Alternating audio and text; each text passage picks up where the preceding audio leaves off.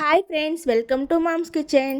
ఇప్పుడు స్ట్రీట్ స్టైల్లో పావ్ బాజీ ఎలా చేయాలో చూపించబోతున్నాను.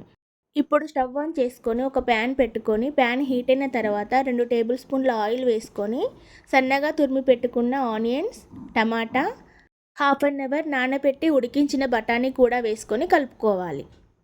కొద్దిగా ఫ్రై అయిన తర్వాత ఉడికించి స్మాష్ చేసుకున్న ఆలుగడ్డ వేసుకొని కలుపుకోవాలి. ఇప్పుడు ఇందులో 1 టేబుల్ స్పూన్ కారం, రుచికి సరిపడా ఉప్పు, కొద్దిగా గరం మసాలా, జీరా పౌడర్, ధనియాల పొడి వేసుకొని కొద్దిగా వాటర్ కూడా యాడ్ చేసుకొని కలుపుకొని ఒక 5 మినిట్స్ ఉడికించాలి. అందరూ ఇష్టంగా తినే పావ్ బాజీని ఇలా హెల్దీగా, ఈజీగా ఇంట్లోనే రెడీ చేసుకోవచ్చు. కర్రీ దగ్గర పడుతున్న టైంలో ఇలా స్మాషర్తో కానీ పప్పుగుత్తితో కానీ ఇలా స్మాష్ చేసుకోవాలి.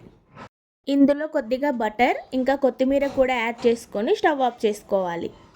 ఎంతో టేస్టీగా ఉండే పావ్ బాజీ కర్రీ ఇంట్లో ఉండే ఐటమ్స్తోనే ఈజీగా అయిపోయింది.